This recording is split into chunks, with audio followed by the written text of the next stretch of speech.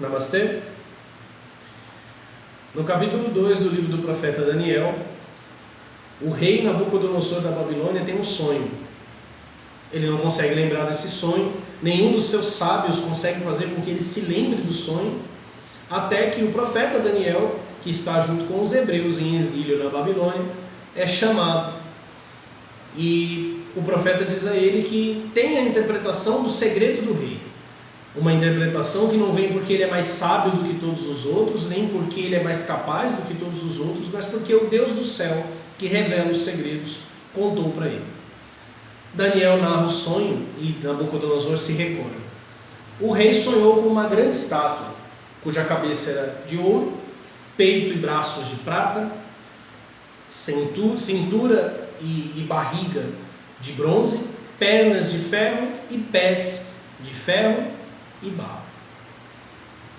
E ele enxergou uma montanha, e dessa montanha, sem que nenhuma mão cortasse, uma pedra foi tirada e atingiu os pés dessa estátua, esmiuçando a estátua inteira, e a partir daquela pedra se ergueu um grandioso reino que encheu a terra toda. O profeta Daniel conta então ao rei que a cabeça de ouro representa o próprio Nabucodonosor e o seu reino, a Babilônia. E obviamente as outras partes do corpo da estátua representam reinos que viriam depois. Para nós, o reino de prata da Pérsia, o reino de bronze de Alexandre, mais tarde dividido entre os seus generais, o reino de ferro, que é Roma, e o ferro misturado com barro, que é o Império Cristão Europeu.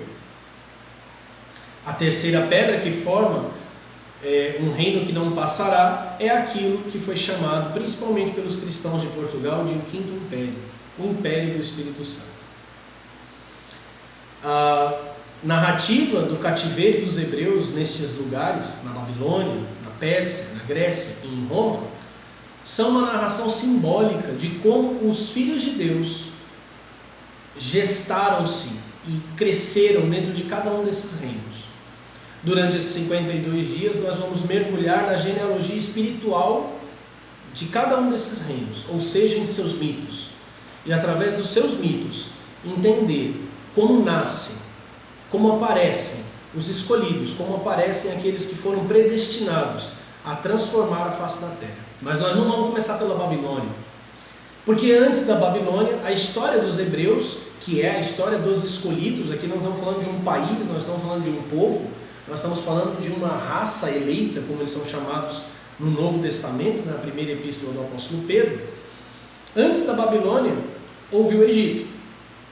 O próprio Deus vai dizer pelo profeta Oséias: do Egito chamei o meu filho. Filho, a palavra ben, cuja gematria é 52. Ou seja, se nós queremos entender como se manifestarão finalmente os 52, o útero que gera é o Egito. No livro do Gênesis, no capítulo 12, Abraão, o pai da nação de Israel, é chamado de Ur, na Suméria. Ur é o pai espiritual dos escolhidos.